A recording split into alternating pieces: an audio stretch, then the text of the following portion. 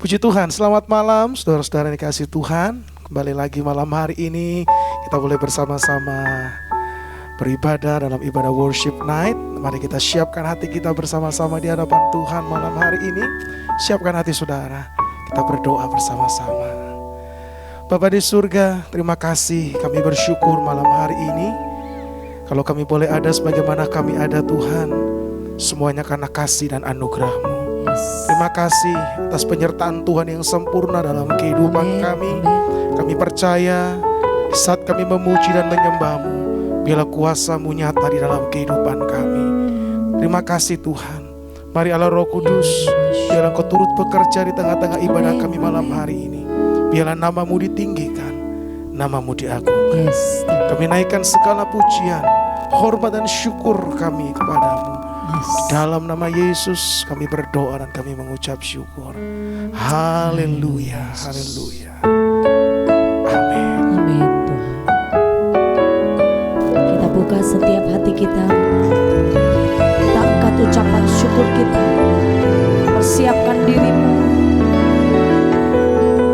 Ya nama Basyiki, nama ya nama Basyiki. Semusim berlalu, namun Kau selalu peliharaku. Kasih dan setiamu tak pernah layu di hidupku. Lebih luas dari samudra kebaikan-Mu Bapa, takkan habis di hidupku. Lebih tinggi dari cakrawala, tak terbatas kasih-Mu. Sungguh ku bersyukur. Sama-sama kita mengucap syukur, katakan. Semusim berlalu, namun Kau selalu peliharaku. Kasih dan setiamu tak pernah layu di hidupku.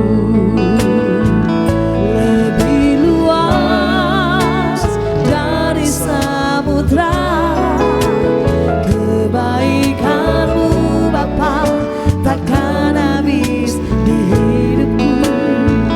Lebih tinggi dari cakrawala, tak terbatas kasih-Mu. Sungguh lebih luas dari samudra kebaikan-Mu Bapa, takkan habis di hidupku. Lebih tinggi dari cakrawala, tak terbatas kasih-Mu.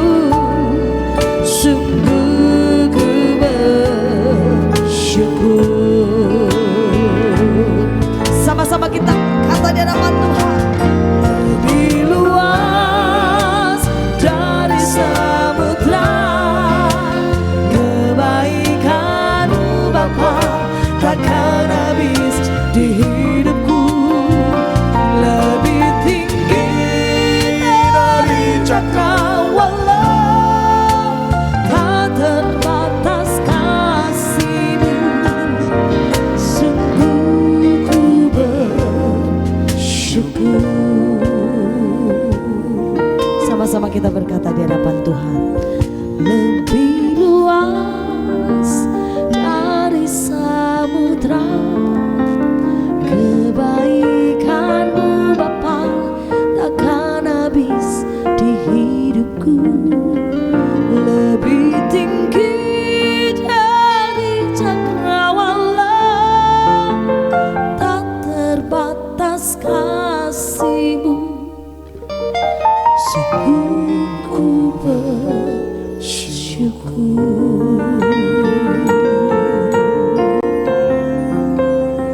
sungguh kami bersyukur,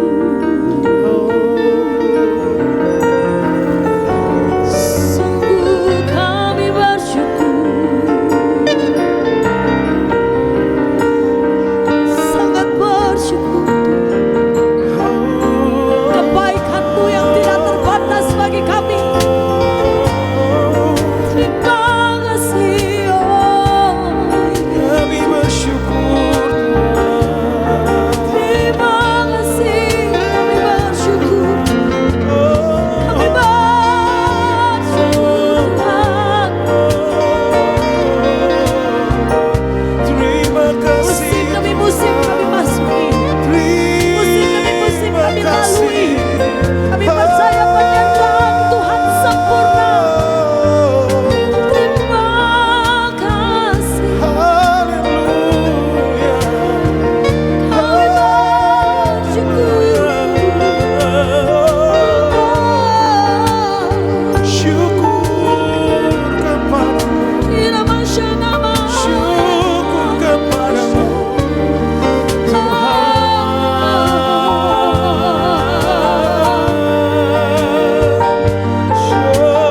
kami bersyukur. Jesus, thank you Jesus.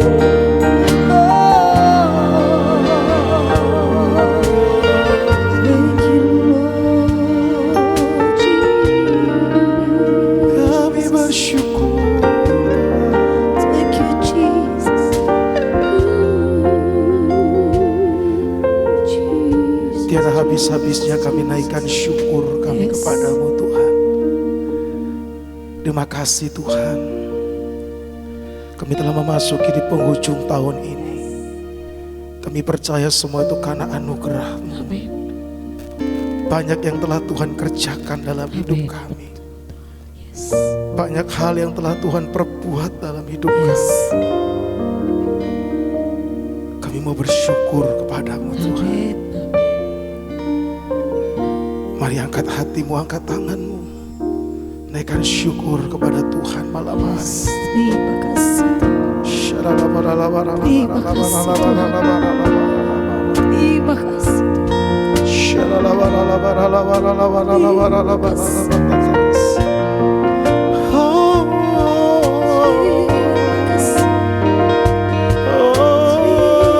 kasih. Ku bersyukur Bapa, ku bersyukur Tuhan buat kasih setiamu di dalam hidupku. Ku bersyukur, Kami bersyukur. ku bersyukur Bapa, ku bersyukur Tuhan buat kasih setiamu di dalam hidupku.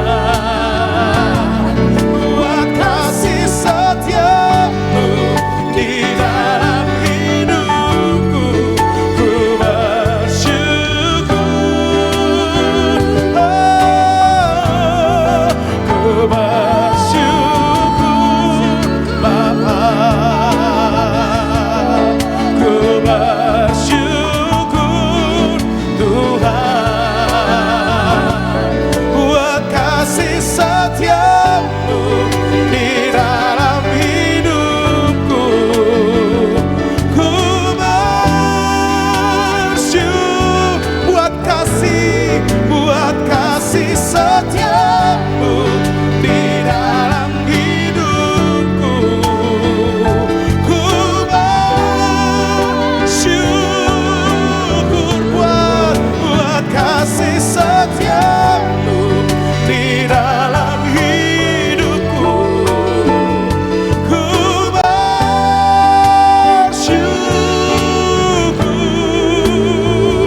Tuhan.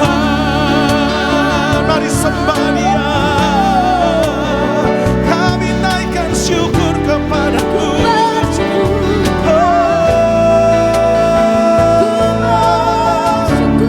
Kami menyembah Tuhan. Haleluya. Kami angkat tangan kami, tanda kami bersyukur kepada-Mu Tuhan. Haleluya. Yesus Tuhan.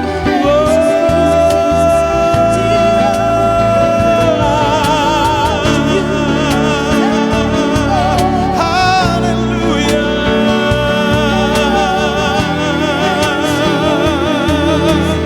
Ya, ku nyanyi haleluya. Ku nyanyi haleluya. Sungguh Kau hebat, ajaib perkasa perbuatanmu. Mari angkat kedua tanganmu. Ku nyanyi haleluya. Yes, ku nyanyi haleluya. Sungguh Kau hebat, ajaib perkasa perbuatanmu di hidupku, di hidupku. Oh ya, ku nyanyi haleluya. Ku nyanyi haleluya. Sungguh Kau hebat, amin. Ajaib perkasa perbuatanmu. Ku nyanyi bagimu. Ku nyanyi haleluya.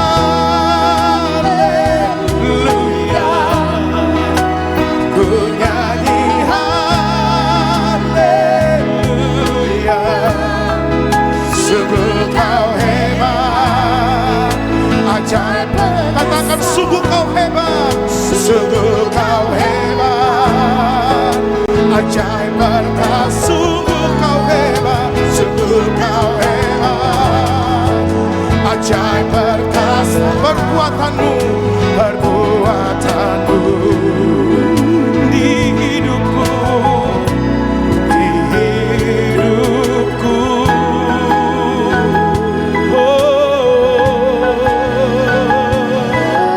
Kami menyembah.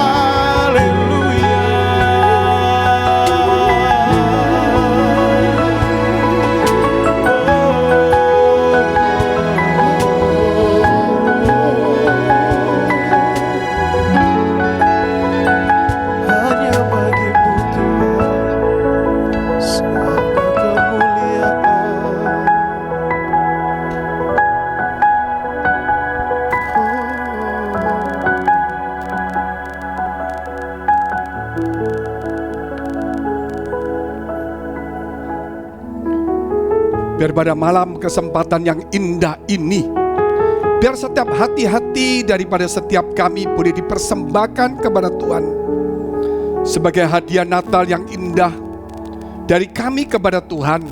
Karena kami tidak bisa memberikan apapun juga karena Engkau memiliki semuanya. kecuali Engkau menginginkan hati kami untuk menjadi tempat kediaman-Mu, menjadi rumah-Mu sendiri. Engkau ingin bertakhta dalam hati kami.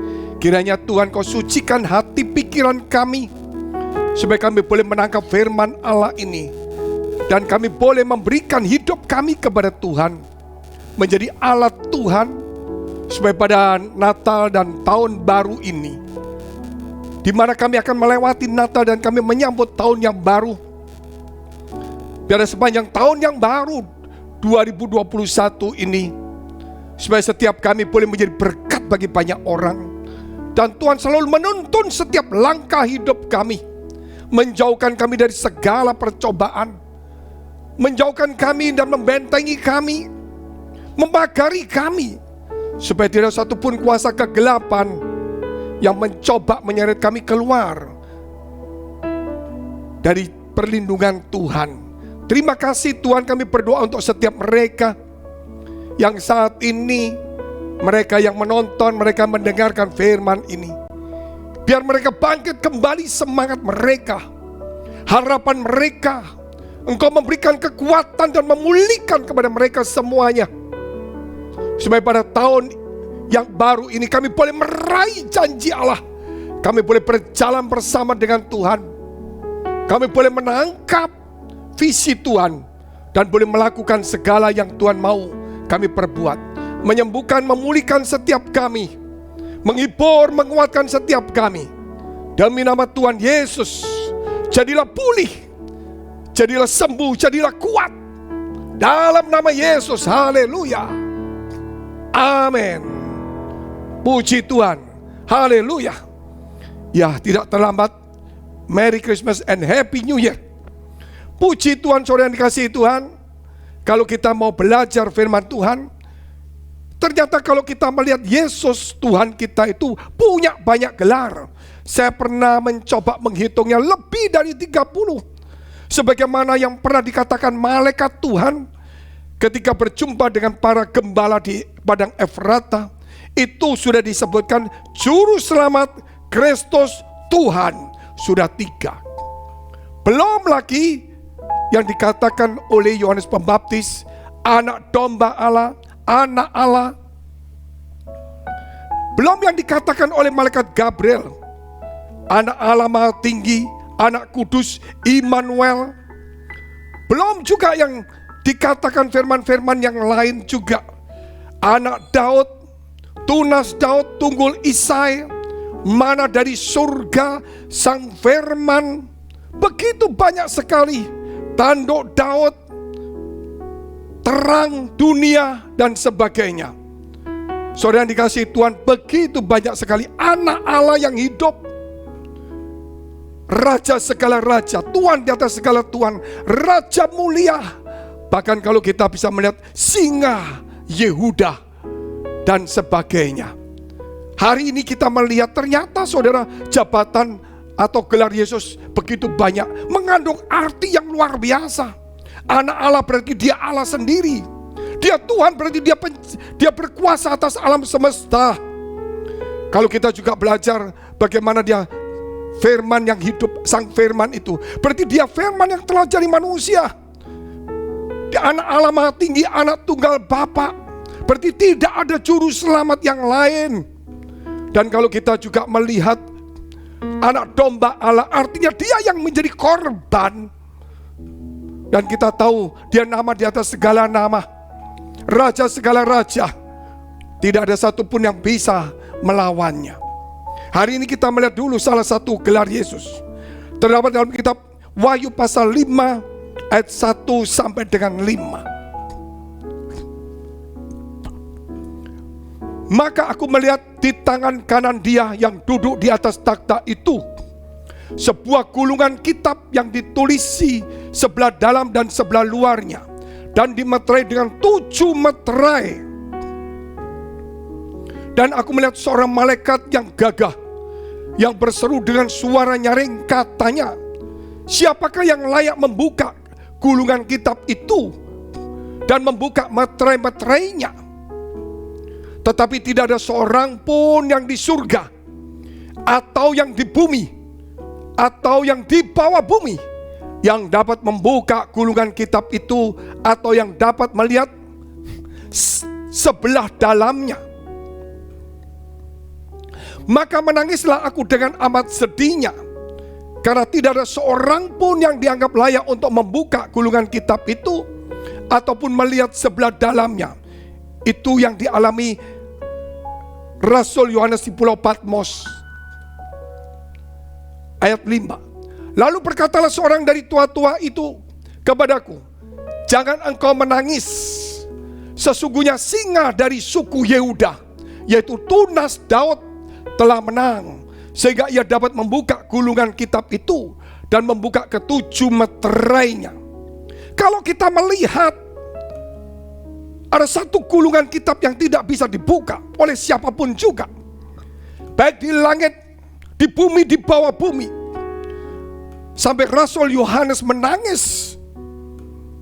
Tetapi saudara, saat itu kata salah satu tua yang di surga, karena di surga juga ada tua-tua juga mengelilingi takhta Allah. Salah satunya berkata, jangan menangis, karena singa dari suku Yehuda, yaitu tunas Daud, yaitu Yesus Kristus, anak domba Allah, dia telah bisa membukanya. Saudara. Dan itulah hari ini kita melihatnya. Yang dibuka itu ada meterainya 7. Sehingga hari ini kita bisa melihat apa yang di dalamnya. Ternyata saudara, kalau kita melihat, kalau Yesus tidak turun ke dunia, maka rahasia Allah tidak bisa terbuka. Tidak ada satupun yang bisa membukanya, hanya kecuali Yesus Kristus, singa dari Yehuda. Kenapa disebut singa dari Yehuda? Karena dia keturunan daripada Abraham, Ishak, Yakub, dan dari anak Yakub yaitu Yehuda.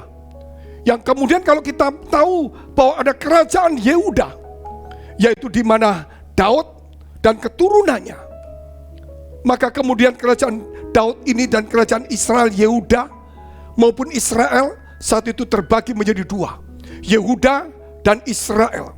Israel dengan 10 suku, Yehuda dengan 1 suku. Dan berakhir mereka dalam pembuangan di Babel, di mana Daniel, Sadrak, Mesakh, Abednego juga ikut dibuang.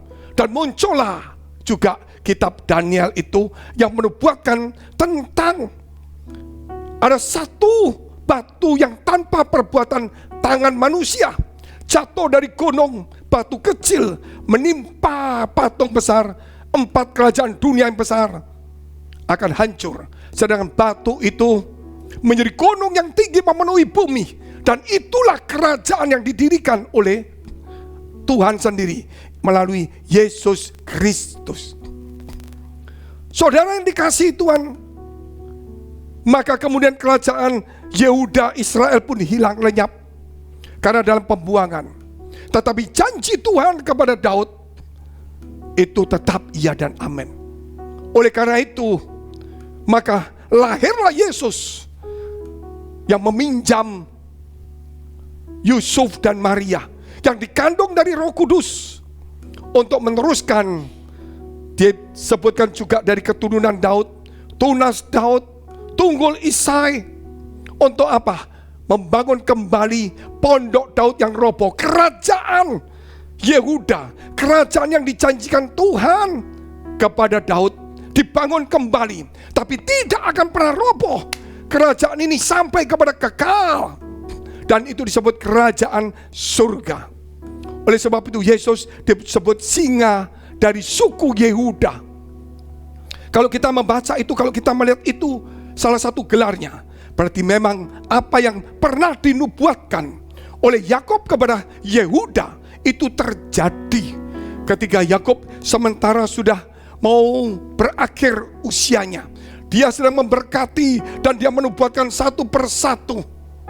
Maka juga dinubuatkan Yehuda ini.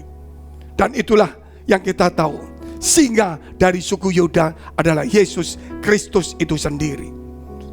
Saudara, kalau kita melihat Yesus itu adalah singa dari suku Yehuda, kita tahu bahwa apa yang dijanjikan Tuhan itu ya dan amin. Kalau Tuhan tidak pernah mengingkari janjinya, dia menepatinya. Apalagi terhadap kita yang percaya Tuhan, bahwa dia akan datang menjemput kita. Kita akan ada di surga yang mulia. Tempat kita bukan di bumi ini hanya kita mondok sementara.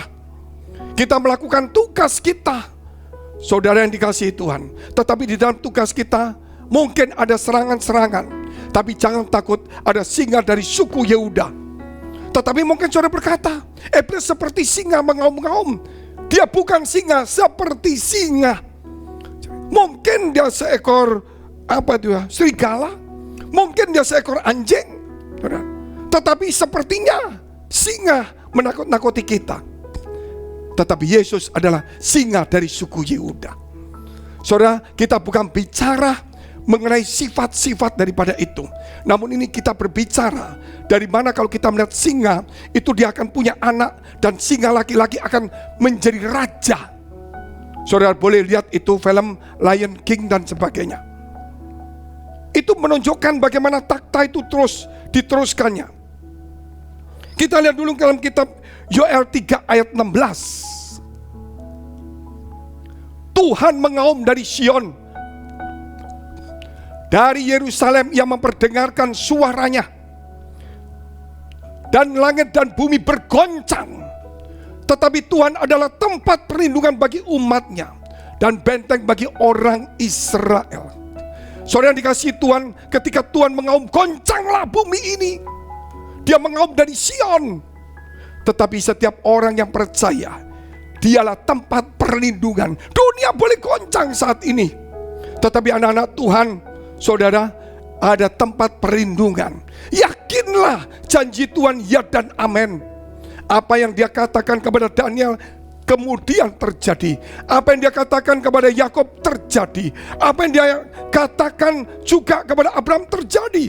Apa yang Yesus katakan tentang bait Allah akan runtuh terjadi. Saudara, dan dia juga penubuat. Kapernaum, Korazim, Betsaida juga akan tidak dibangun. Sampai hari ini juga 3 kota itu juga tidak dibangun. Saudara, itu menunjukkan apa yang dikatakan Tuhan itu ya dan amin.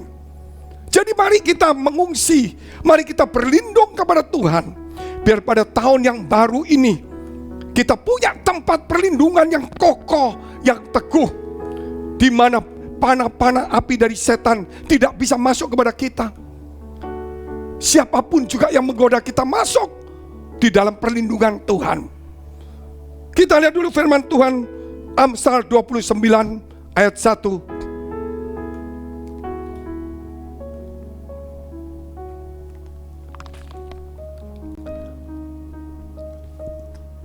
Orang fasik lari, walaupun tidak ada yang mengejarnya.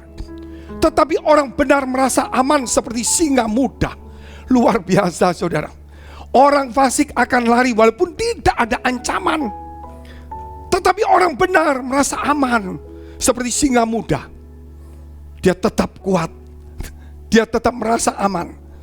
Orang lain, orang fasik itu apa? Orang yang mungkin percaya Tuhan, tetapi tidak percaya dengan kekuatan Tuhan. Tidak percaya dengan janji Tuhan. Dia hanya cuma percaya mungkin sebagai tren agama, daripada tidak disebut punya agama. Ya mungkin karena saya mau bergaul aja di gereja, saudara. Tetapi dia tidak percaya dengan janji Allah. Hari ini, apakah engkau percaya dengan janji Allah? Jika engkau percaya, engkau akan merasa aman. Apa yang Tuhan katakan ya dan amin. Saudara dikasihi Tuhan, apa yang dialami oleh tokoh-tokoh perjanjian lama, para nabi-nabi, para rasul, murid-murid Yesus, itu digenapi. Yesus katakan kepada mereka bahwa mereka akan diperlengkapi dengan kuasa Maha Tinggi, yaitu Roh Kudus. Dan itu terjadi. Hari-hari seperti ini, jangan sampai saudara diguncangkan. Jangan lari karena tidak ada ancaman. Walaupun ada ancaman sekalipun, saudara jangan takut, karena Tuhan menyertai kita. Kita lihat poin yang kedua. Wahyu pasal 5 ayat yang ke-6 sampai ke-9.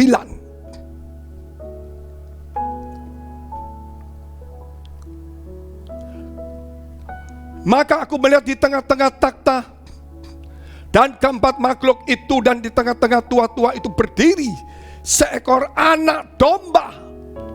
Dikatakan singa dari suku Yehuda, ternyata anak domba seperti telah disembelih. Itulah Yesus yang dikorbankan, bertanduk 7. Ini yang mungkin saudara belum mengerti, nanti saya terangkan. Dan bermata 7. Itulah ketujuh roh Allah yang diutus ke seluruh bumi.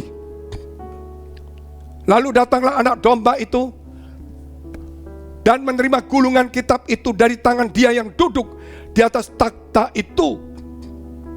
Ketika ia mengambil gulungan kitab itu, tersungkurlah keempat makhluk dan ke-24 tua itu di hadapan anak domba itu. Masing-masing memegang satu kecapi dan satu cawan emas penuh dengan kemenyan. Itulah doa orang-orang kudus. Dan mereka menyanyikan satu nyanyian baru, katanya, Engkau layak menerima gulungan kitab itu dan membuka materai-materainya, karena Engkau telah disembelih, dan dengan darahmu Engkau telah membeli mereka bagi Allah dari tiap-tiap suku dan bahasa dan kaum dan bangsa. Saudara dikasih Tuhan, kalau kita lihat tadi pelajaran tadi begitu indah. Ternyata kalau kita melihat doa orang-orang kudus itu seperti kemenyan yang naik di hadapan Tuhan. Oleh karena itu, sebagai orang-orang percaya, tetaplah di dalam doa. Di dalam doa bukan hanya sekedar berdoa.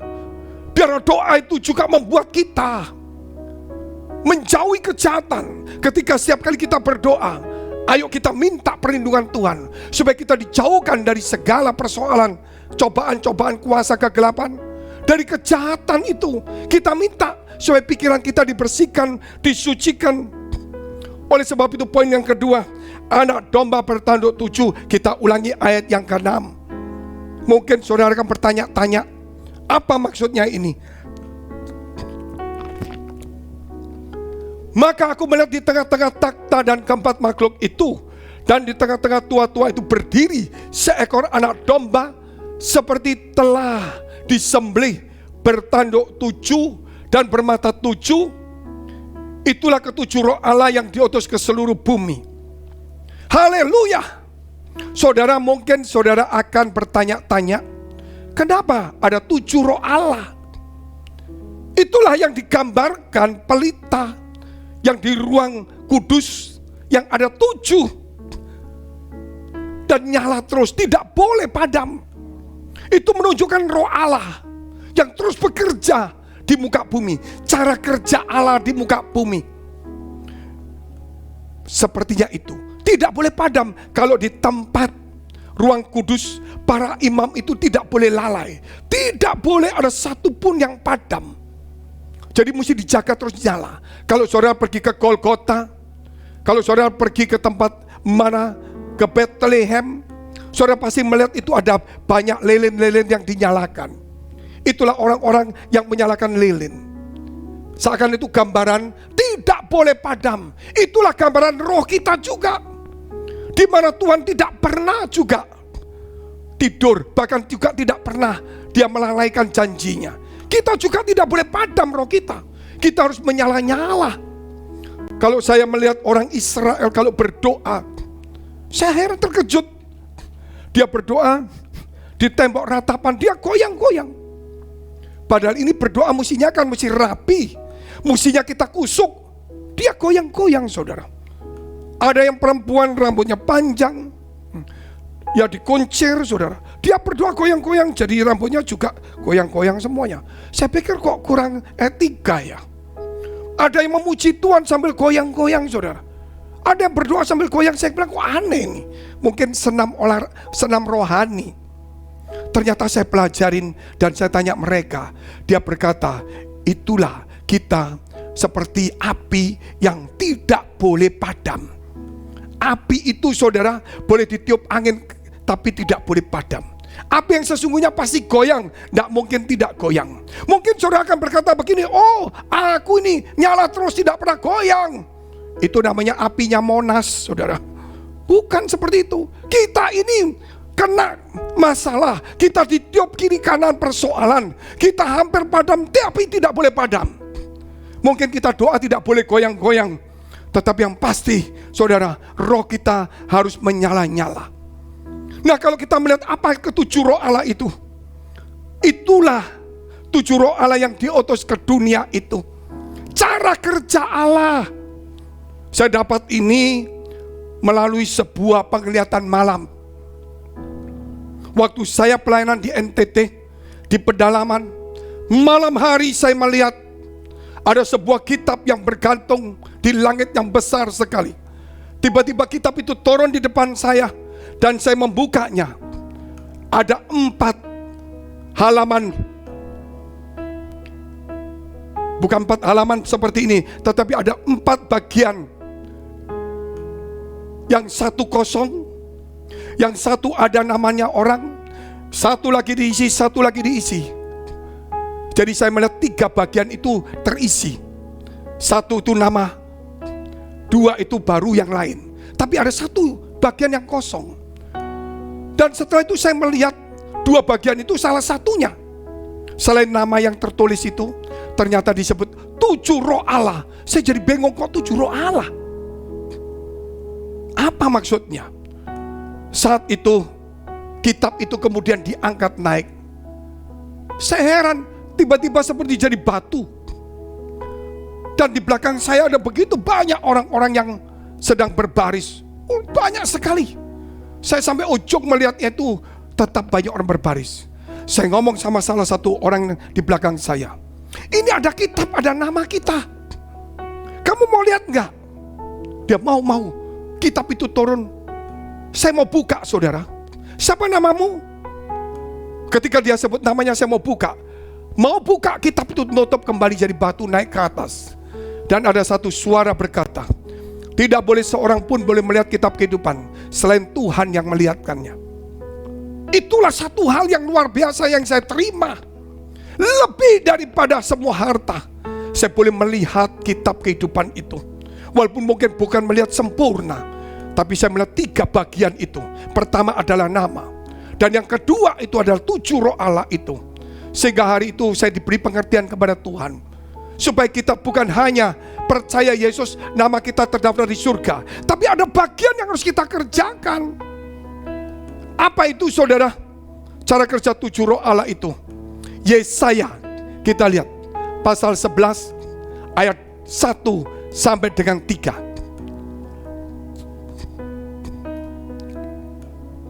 Yesaya pasal 11 ayat 1 sampai dengan 3. Suatu tunas akan keluar dari tunggul Isai, dari taruk yang akan tumbuh dari pangkalnya akan berbuah, yaitu Yesus Kristus. Roh Tuhan akan ada padanya, 1. Roh hikmat, 2. Pengertian, 3. Roh nasihat, 4. Dan keperkasaan, 5. Roh pengenalan akan Tuhan dan takut akan Tuhan, 7. Disinilah baru saya dibukakan. Saya baru mengerti. Saya bukan hanya sekedar menjadi Kristen pelayanan, percaya nama saya terdaftar di surga, tetapi ada banyak hal yang saya tangkap. Mungkin ada beberapa orang yang sudah diberi, tetapi ini tidak mudah. Saya membaca buku di mana-mana, tidak ada yang menceritakan seperti yang Tuhan beri. Ini karena anugerah, ini karena hikmat yang Tuhan berikan, bukan oleh penyelidikan seorang manusia, bukan oleh kepandaian seorang manusia, namun karena kemurahan Allah di zaman akhir ini, supaya kita mulai mengenal jalan Tuhan dengan baik. Pertama, saudara, kalau kita melihat 7 ini, ketika kita menjadi percaya Tuhan, itu karena ada roh Allah, roh Tuhan, Roh Kudus hidup dalam hidup kita, masuk di dalam hidup kita, sehingga kita menjadi percaya kepada Yesus Kristus adalah Tuhan. karena roh Tuhan. Setelah itu, ya sudah, itulah sementara yang kita lakukan di gereja. Aku sudah percaya, sudah selamat, ya sudah, mau apa?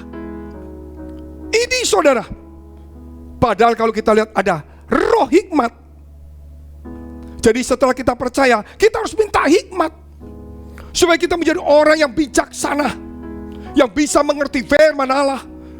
Bukan hanya roh hikmat, kita harus punya roh pengertian supaya kita bisa mengerti, saling mengerti dengan yang lainnya. Kita mengerti kehendak Allah, apa yang baik, yang sempurna, dan yang berkenan kepada Tuhan. Kita mengerti bahwa kita manusia biasa, yang tubuh kita akan lemah, tetapi iman kita tidak bisa lemah. Kita mengerti tanpa Tuhan kita tidak mampu lakukan apa-apa. Juga dikatakan roh nasihat. Kita bisa nasihati orang karena kita belajar firman Allah. Dikatakan roh perkasa karena kita bisa bernubuat, kita melakukan mujizat, mengusir setan karena Tuhan memberikan karunia kepada kita. Kita belajar firman Allah, kita giat sehingga iman kita mulai tumbuh. Sebagaimana dikatakan Petrus, hendaklah kamu bersungguh-sungguh berusaha untuk menambah imanmu dengan pengetahuan, kebajikan, kesalehan, kasih, dan sebagainya, supaya engkau dibuatnya menjadi giat dan berhasil pengenalanmu akan Tuhan. Kita mungkin kenal Tuhan, kita merasa cukup, ternyata tidak. Ketujuh, takut akan Allah. Takut akan Allah, itu yang membuat saudara hari ini engkau dan saya tidak bisa duduk, tidak bisa cuma main-main sebagai orang Kristen. Walaupun tubuh kita lemah, walaupun kita mungkin kurang kuat, tetapi kita harus punya sasaran, punya target, tujuan yang jelas dalam mengiring Yesus ini. Walaupun kita punya 6 roh, roh Tuhan ada, roh hikmat kita pandai, roh pengertian kita mengerti, kita punya nasihat-nasihati semua orang, kita punya perkasa bisa mujizat, kita kenal Tuhan dengan baik. Tetapi kalau ketujuh tidak ada gunanya. Karena ketujuh adalah roh takut akan Allah. Kita lihat dulu firman Tuhan, Yesaya 11 tadi, ayat 2 dan 3. Apa kesukaannya? Roh Tuhan akan ada padanya, roh hikmat dan pengertian, roh nasihat dan keperkasaan, roh pengenalan dan takut akan Tuhan. Ya, kesenangannya ialah takut akan Tuhan. Ia tidak akan menghakimi dengan sekilas pandang saja, atau menjatuhkan keputusan menurut kata orang. Yang ketiga dikatakan ya, kesenangannya adalah takut akan Tuhan. Apa itu takut akan Tuhan? Menjauhi kejahatan, membenci dosa, membenci kejahatan. Dan Tuhan bergaul karib dengan orang yang takut akan Tuhan. Saudara boleh berkata, oh aku bergaul akrab, melekat sama Tuhan, aku pelayanannya, aku punya karunia, punya hikmat, aku punya ini, punya roh Tuhan. Saudara, itu kata kita. Apa kata Tuhan?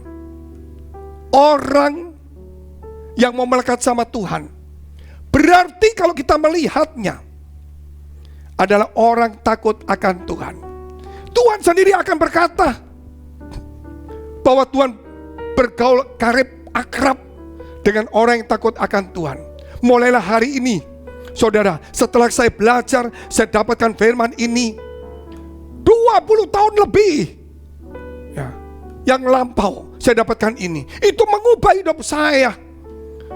Kenapa saya selalu berkobar-kobar? Bukan karena saya kuat, bukan karena saya emosi, tapi ada tujuan supaya umat Tuhan ini jangan cuma duduk santai. Aku percaya Tuhan, ada Roh Kudus, nanti kita mulai berdebat kiri kanan. Oh, udah percaya sudah selamat, cukup nama tertulis, ya. Tetapi apakah ada 7 roh Allah sedang bekerja? Oh, aku punya 6, aku punya semuanya, gerejaku besar, uangku banyak, karuniaku hebat.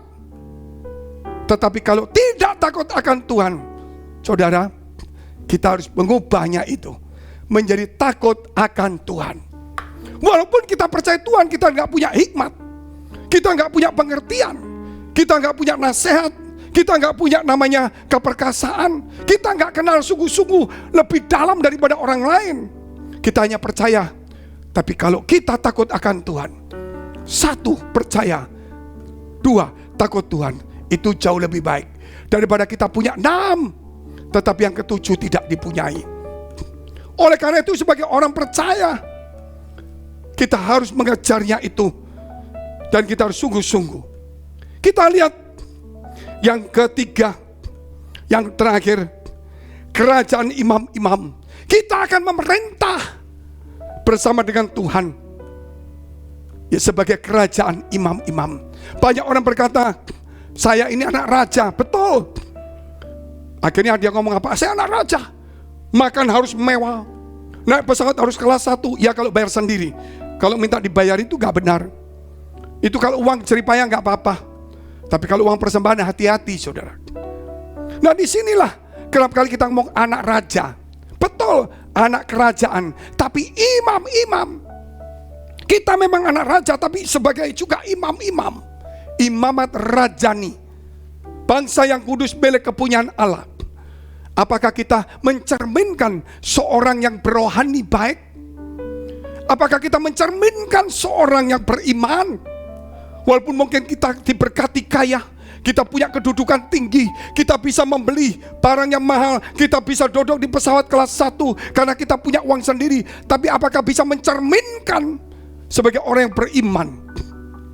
Oleh karena itu, saya ajak untuk membaca dalam kitab Wahyu pasal 5 ayat 10 sampai dengan 14.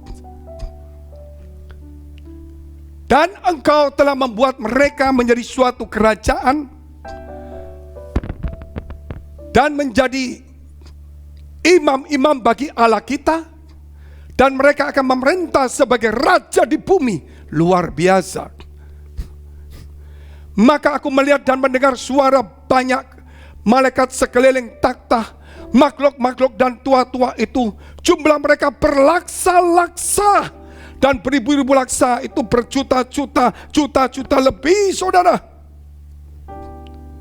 Katanya dengan suara nyaring, anak domba yang disembelih, singa dari suku Yehuda itu yang disebut anak domba, itu layak untuk menerima kuasa dan kekayaan dan hikmat dan kekuatan dan hormat dan kemuliaan dan puji-pujian.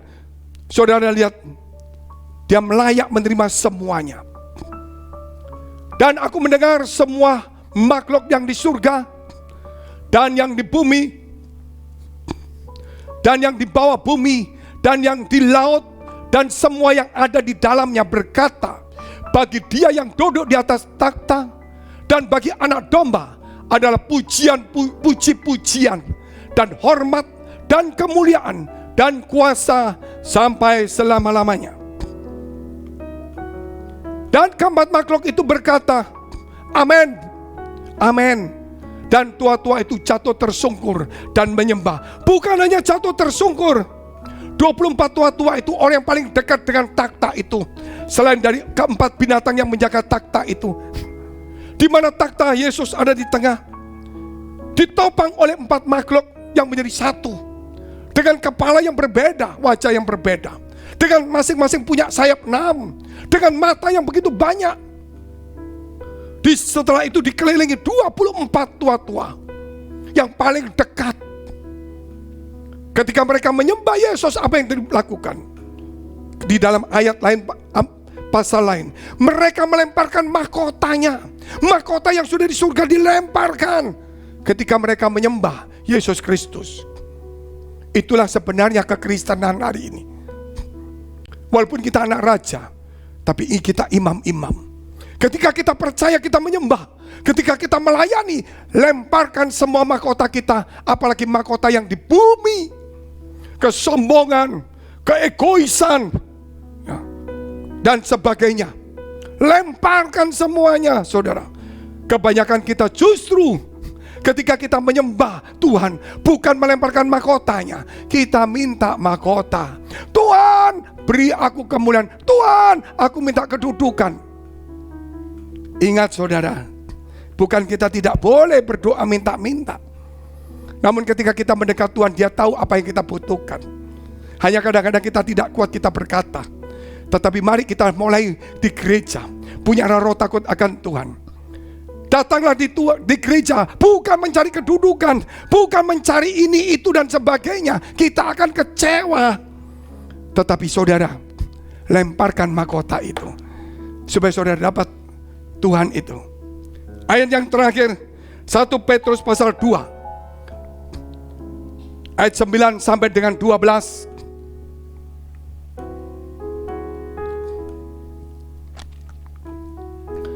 Tetapi kamulah bangsa yang terpilih, imamat yang rajani, bangsa yang kudus, umat kepunyaan Allah sendiri, supaya kamu memberitakan perbuatan-perbuatan yang besar dari Dia, yaitu Yesus, yang telah memanggil kamu keluar dari kegelapan kepada terangnya yang ajaib.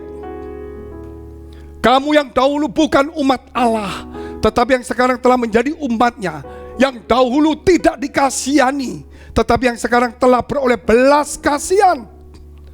Saudara-saudaraku yang kekasih, aku menasihati kamu, supaya sebagai pendatang dan perantau, kamu menjauhkan diri dari keinginan-keinginan daging yang berjuang melawan jiwa.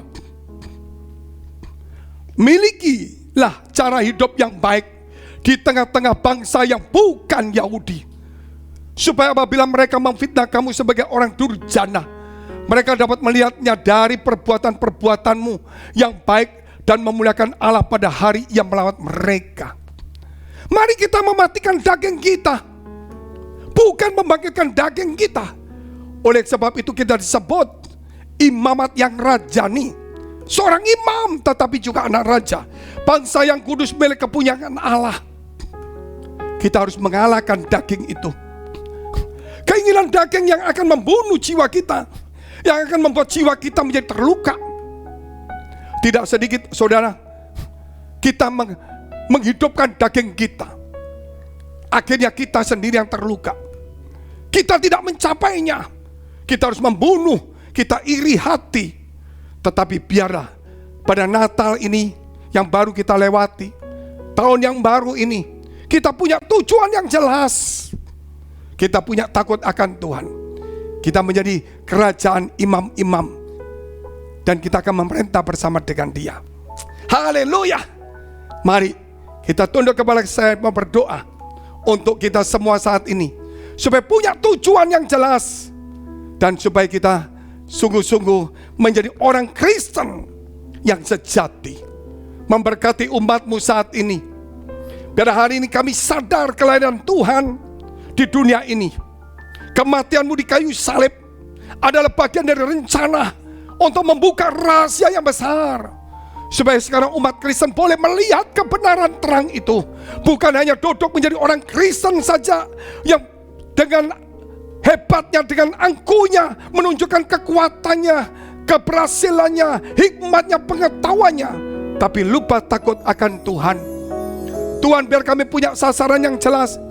Hari ini kami punya tujuan yang jelas, kami punya target yang jelas. Kami adalah imamat raja yang akan memerintah. Biar keinginan daging kami, Tuhan, kami boleh kalahkan, supaya kami boleh menghidupkan. Kami mau jadi berkat bagi banyak orang, sehingga orang yang memfitnah kami, dia akan melihat kebenaran itu, sehingga mereka memuliakan Tuhan. Memberkati umatmu saat ini yang mendengar firman Allah, supaya mereka menetapkan di dalam hati mereka hari ini, bukan sebagai Kristen yang duduk saja, yang mencari mahkota di gereja di dunia ini, tetapi mau melemparkan keakuanku, kepentinganku, keegoanku, dan kita mau datang dengan rendah hati untuk memuliakan Tuhan. Dalam nama Yesus, haleluya, amin. Mari kita pujikan satu pujian bersama-sama. Sebab Engkau mulia dan layak dipuji, yang duduk di tangan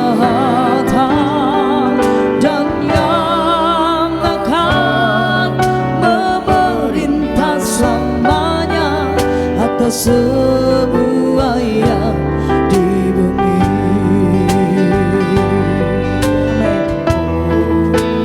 Sebab Engkau mulia dan layak dipuji, yang duduk di tahta dan yang akan memerintah selamanya atas semua yang di bumi, atas semua yang di bumi, atas semua yang di bumi, atas semua yang di bumi. Mari kita berdoa syafaat untuk semua gereja yang ada di seluruh dunia, untuk semua hamba-hamba Tuhan, pelayan Tuhan, jemaat Tuhan. Kami berdoa untuk semua gereja yang ada di seluruh dunia, dari hamba Tuhan sampai kepada umat Tuhan. Kiranya Tuhan Kau memberkati mereka supaya mereka menjadi berkat dan hidup mereka berdampak. Supaya di mana gereja mereka melayani dan berjemaat dipenuhi orang-orang yang takut akan Tuhan dan tulus hatinya. Kami berdoa untuk semua gereja yang ada di seluruh dunia supaya mereka bersatu, rukun dan tidak terpecah-pecah. Supaya dunia percaya Yesus adalah Tuhan bagi kemuliaan Allah Bapa di surga. Demikian di mana kami menggembalakannya. Kami berdoa untuk setiap persembahan yang dipersembahkan umat-Mu. Mereka yang melayani, mereka yang aktif, mereka yang berjemaat. Supaya apa yang mereka lakukan boleh berkenan di hadapan Tuhan dan menjadi dupa yang harum di hadapan Engkau. Dan Kau memberkati segala pekerjaan rumah tangga, kesehatan mereka, iman rohani mereka sampai kepada anak cucu mereka. Biar kebajikan kemurahan-Mu selalu menyertai mereka. Mari dekapkan kedua tangan-Mu di dadamu. Untuk menerima berkat itu mudah, karena Dia yang berkuasa. Tidak satu pun yang bisa menahannya. Tetapi kerap kali hati kita ini yang tidak tahan ujian.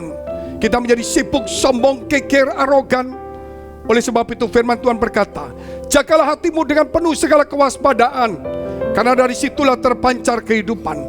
Jadilah berkat dan terimalah berkat rahmat anugerah dari Allah Bapa di surga, di dalam Putra Tunggalnya Yesus Kristus yang sudah mati, bangkit naik ke surga, menyediakan rumah bagi kita, dan Dia akan datang menjemput kita dan menghakimi seluruh umat manusia, dan di dalam persekutuan dengan Roh Kudus mulai hari ini sampai selama-lamanya. Kita akhiri dengan doa yang diajarkan Tuhan Yesus kepada kita. Bapa kami yang ada di surga, dikuduskanlah nama-Mu, datanglah kerajaan-Mu, jadilah kehendak-Mu di bumi seperti surga. Berikanlah kami pada hari ini makanan kami yang secukupnya, dan ampunilah kami akan kesalahan kami, seperti kami telah mengampuni orang yang bersalah pada kami. Dan janganlah membawa kami ke dalam pencobaan, tetapi lepaskanlah kami daripada yang jahat. Karena Engkau yang punya kerajaan dan kuasa dan kemuliaan sampai selama-lamanya. Amin. Merry Christmas and Happy New Year. Mari kita pujikan satu pujian bersama-sama.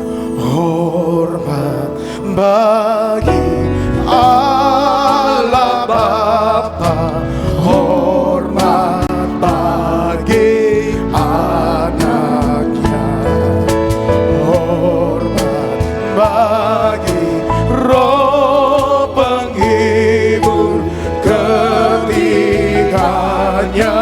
yang esa. Haleluya, haleluya, ketiganya yang besar. Hormat bagi Allah Bapa,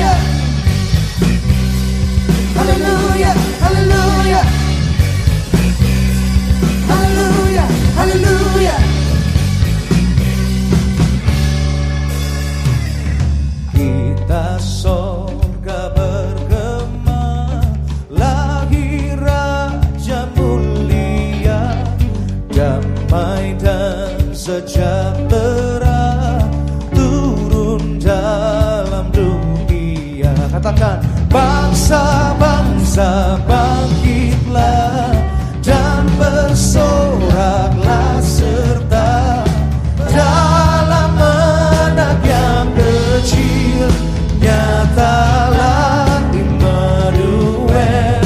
Kita surga bergema, lahir Raja mulia. Haleluya, haleluya, haleluya, haleluya.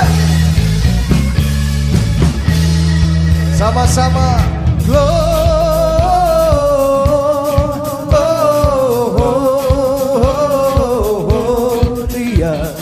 muliakan. Lebih keras katakan Gloria.